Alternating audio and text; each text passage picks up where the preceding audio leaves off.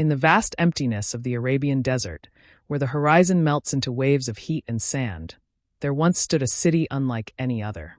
A place whispered about in ancient stories, feared by desert nomads, and revered in old texts. Its name was Ubar. To some, it was a paradise built by giants. To others, it was a city so sinful, it was buried by divine force. But for centuries, no one could prove it existed. It was just a legend like Atlantis, only this one was lost beneath the desert instead of the sea. Travelers spoke of tall towers that pierced the sky, of golden streets and endless wealth. But just as quickly as it rose to greatness, the city vanished. Some said it was swallowed by a sinkhole. Others believed the sands themselves moved to hide it. No maps showed its location. No ruins were ever confirmed. Just stories passed down generation after generation, each one more mysterious than the last. And yet, the legend of Ubar refused to die. In ancient Arabian poetry, it was described as a city of excess, ruled by a proud and powerful people. In Islamic tradition, the name Iram of the Pillars appears, a place so rich and arrogant, it was destroyed as punishment. Over time, explorers, scientists, and even space agencies tried to solve the puzzle. They wanted to know, was Ubar a myth or a forgotten truth? Imagine walking across miles of empty desert, nothing but dunes in every direction, and suddenly discovering beneath your feet the remains of a lost civilization. That's what modern researchers claim to have found. But how? How do you locate a city that hasn't been seen for thousands of years, especially one buried under layers of sand? Before technology, the search for Ubar was like chasing shadows. In the 1930s, a British explorer named Bertram Thomas ventured deep into the desert. He had heard tales from Bedouin tribes about a forbidden city swallowed by the earth. He believed it was more than myth. But the desert, vast and unforgiving, gave him no clues. Others followed, including the famous T. Lawrence, who called it the Atlantis of the Sands. Still, no one found it. For decades, the world forgot about Ubar. The desert kept its secret. But everything changed in the late 20th century, not because of a lucky explorer, but because of something orbiting the Earth. What came next would shock historians and challenge what we thought we knew about ancient Arabia. The idea that modern satellite technology could uncover something buried for thousands of years sounded like science fiction. But that's exactly what happened. And it all began with a few strange lines drawn across the sand. Long before satellites scanned the Earth and archaeologists began digging in the sand, the story of Ubar had already been told. Not just in the dusty scrolls of ancient traders, but in one of the oldest and most widely read books in the world. In the Quran, there's a brief but powerful mention of a place called Iram, that of the lofty pillars. A city unlike any other, built by a tribe known as Awith-Makrandi. They were strong, proud, and ruled over a land of wealth and beauty. But they were also accused of arrogance, corruption, and turning away from the teachings they had been given. It's said that the people of Iram believed their city would last forever. Their structures reached into the sky. Their caravans stretched for miles. And their leaders claimed they were above consequence. But in the Quran, their end comes swiftly and without mercy. A terrible storm is sent to wipe them from the face of the earth. What once stood tall was buried beneath the sands, never to be seen again. For many, this was just a moral lesson, a symbol of what happens when power turns to pride. But others began to wonder, what if it was more than that? What if Iram wasn't just a parable, but a real place? Arabian legends seem to agree. Throughout history, poets and scholars described a lost city in the desert. Some called it Ubar, others Iram, and some believed they were one and the same. In these stories, the city was dazzling, with massive columns, grand halls, and walls of gold. But always, the ending was the same. The city was destroyed, swallowed by the earth, and buried beneath a sea of sand. It wasn't just the Quran or poetry that kept the story alive. Islamic historians in the medieval period wrote about ruins that no longer existed, echoing the idea that something had once stood in the empty quarter of Arabia, and was now lost forever. These weren't random rumors. They were specific enough to raise questions. Why did so many sources, from so many places, talk about the same kind of city? Why did they all say it disappeared? The Bedouins, nomads of the desert, avoided certain areas and whispered about cursed ground. Some said that travelers who dared to cross certain parts of the Rub al-Khali, or empty quarter, never came back. To them, Ubar wasn't just a lost city. It was a warning. For years, these accounts were dismissed as folklore. Scholars said the desert was too harsh for any great city to survive. That Iram was poetic fiction. But the clues were there, hidden in scripture, remembered in oral tradition, and passed down from generation to generation. All it would take was one discovery to change everything. And that discovery didn't come from the sand itself. It came from far above the earth. In the early 1900s, long before satellites and modern excavation tools, the mystery of Ubar caught the attention of a few brave explorers. These were men drawn not just by maps or treasure, but by the power of legend. Among the first was a British civil servant and adventurer named Bertram Thomas. In 1930, he set out to cross the Rub al-Khali, the empty quarter. It was one of the most unforgiving deserts in the world, a place where heat shimmered like water and the silence pressed against your chest. As he traveled with Bedouin guides, they told him stories passed down through generations. They spoke of a lost city, hidden beneath the dunes. A place cursed by God. A city where the people grew too powerful and were buried by the sands. Thomas listened. He took notes. He believed that the legend of Ubar, or Iram, might be real. Around the same time, another famous figure became fascinated by the story. T. Lawrence, better known as Lawrence of Arabia. He called Ubar the Atlantis of the sands. Lawrence believed that somewhere beneath the waves of desert, the ruins of a once great city were waiting to be found. But he died before he could ever begin a true search. Others followed. In the decades that came after, various explorers and historians tried to trace the ancient caravan routes that once stretched across Arabia. These routes were key. After all, Ubar was believed to be a wealthy trading center, a hub for frankincense, one of the most valuable substances of the ancient world. But with no clear coordinates, and with the desert constantly shifting, their efforts came up empty. The desert was more than just a physical challenge. It played tricks on the mind. Mirage and heat blurred the senses. Landmarks disappeared in a single sandstorm. No matter how prepared someone was, the Rub al-Khali didn't give up its secrets easily. Even when researchers studied old maps or cross-referenced ancient texts, they found inconsistencies. Some believed Ubar was near Yemen. Others pointed to Oman. Some said it had been entirely swallowed by a sinkhole. The lack of hard evidence made it hard to convince the world. To most people, the idea of finding Ubar seemed like a romantic fantasy, more suited for novels than real archaeology. But the legends refused to fade. Something about them felt unfinished. Too many details lined up. Too many people across centuries spoke of similar things. A city in the desert. A sudden end. A fall from greatness. Still, without proof, all anyone had were stories. The maps showed nothing.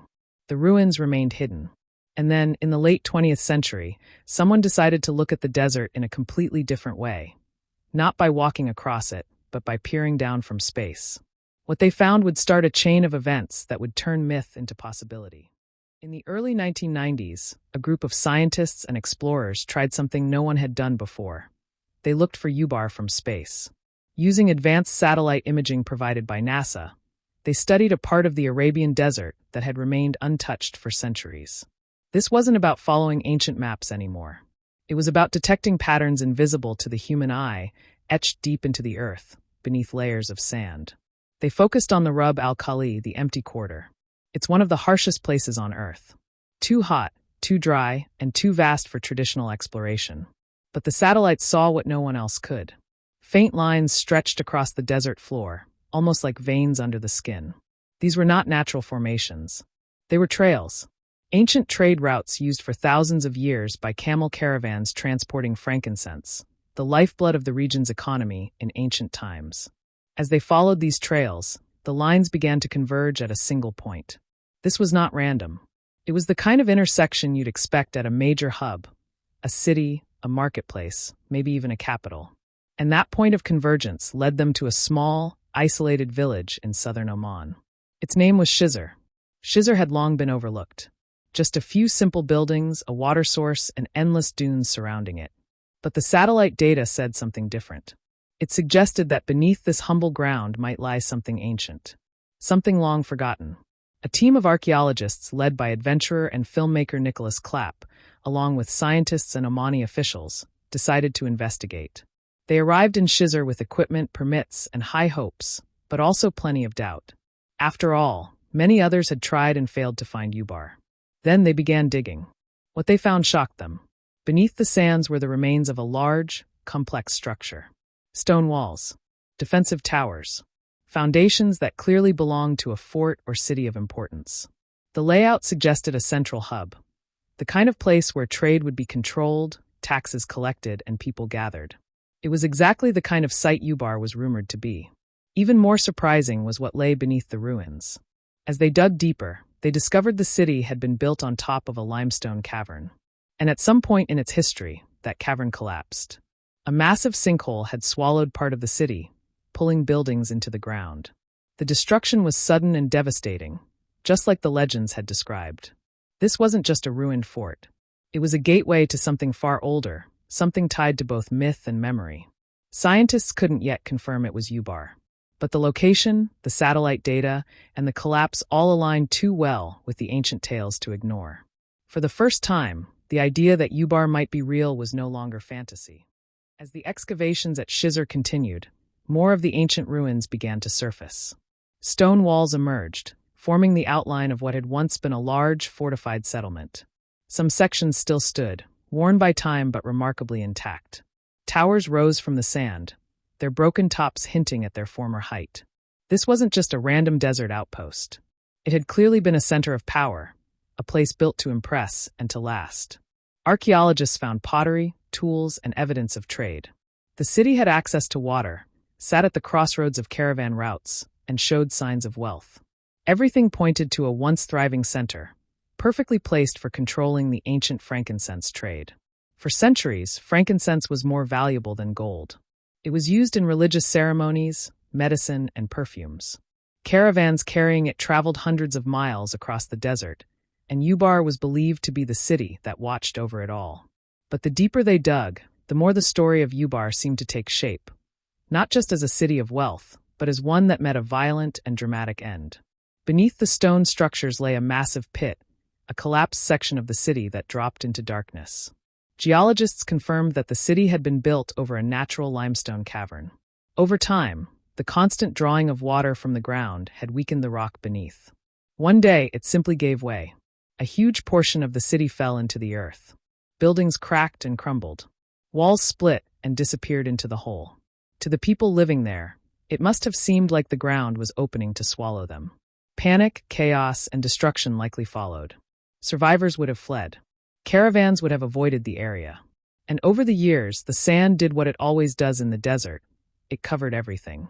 The sinkhole may have been the literal cause of the city's downfall, but it aligned perfectly with the ancient legends. The story of a city that vanished suddenly. A place where pride led to ruin. A punishment delivered from above, or perhaps from below. Whether by divine judgment or natural disaster, the result was the same. Ubar was no more. What made the discovery even more compelling was the location. Shizr was exactly where the ancient trade routes converged, just as the satellite images had shown. No one could say for certain this was the Ubar of legend, but it fit every piece of the puzzle. The Quran's Iram, the explorer's Ubar, the Bedouin tales, all seemed to point here. And still, not everything has been uncovered. Beneath layers of earth, more secrets may be waiting. Some stones remain untouched. Some tunnels haven't been explored. The desert buried this place for thousands of years. It may still be hiding the final pieces of the story. As researchers pieced together the history of the ruins at Shizr, the evidence painted a vivid picture of how a city like Ubar could rise so quickly and fall just as fast. It wasn't just the sinkhole that destroyed it. That was only part of the story. The true collapse began long before the ground gave way, and it started with something invisible: water. In the heart of the desert, water was everything. It determined where people lived, how cities survived, and how long they lasted. Ubar had access to an underground water source, which allowed it to grow into a wealthy center. But over time, as the population increased and the demand for water rose, the people dug deeper and deeper into the ground to sustain their growing city. Wells were overused, and the pressure that held the ground stable began to weaken. The limestone beneath Ubar wasn't solid like granite. It was porous, fragile, and shaped by underground water over centuries. As water levels dropped, the empty spaces widened. The city, heavy with stone buildings and thick defensive walls, stood on unstable ground. It was only a matter of time before nature caught up. When the collapse finally came, it was sudden. The The center of the city caved in, swallowing everything above it. Homes, roads, towers gone in moments. To the people of the time, it must have felt like the earth itself had turned against them. Some may have seen it as punishment, others as fate. Either way, it was the beginning of the end. But Ubar's downfall wasn't just physical. It was also economic. The city's wealth had been built on trade, especially frankincense. For centuries, the world couldn't get enough of it. Temples burned it as sacred incense. Doctors used it as medicine.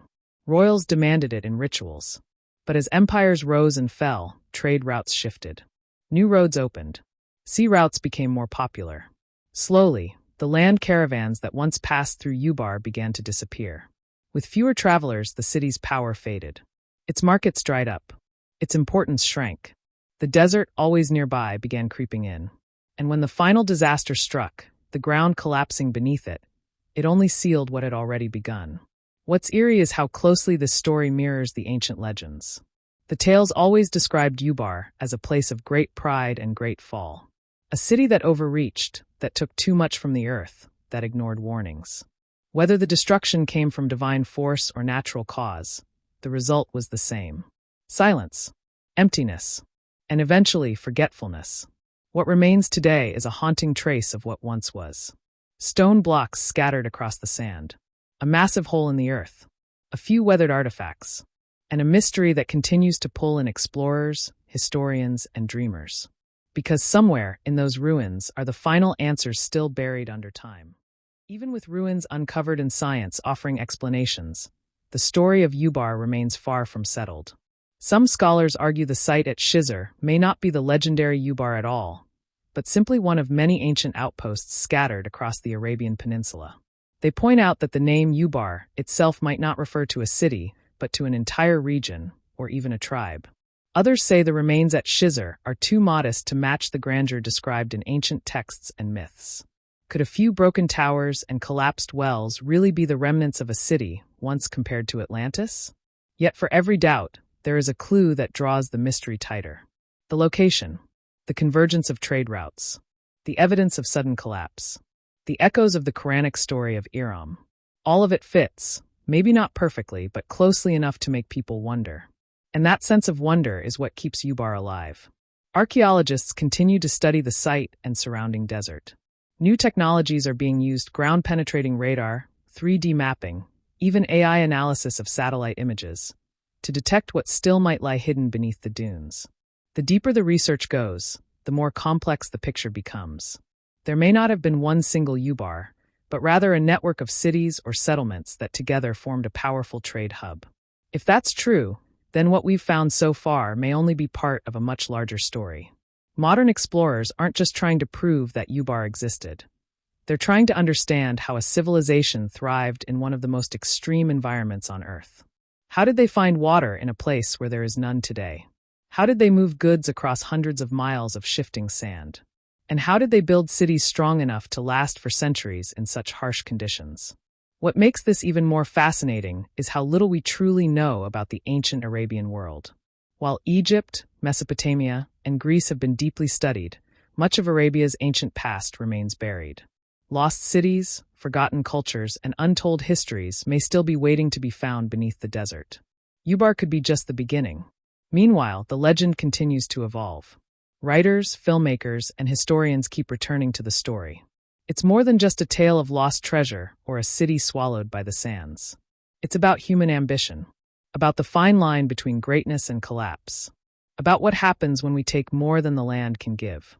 Even today, Bedouins living near Shizr speak of the old city in hushed tones. Some believe it's cursed. Others believe it still lies deeper underground, untouched by time.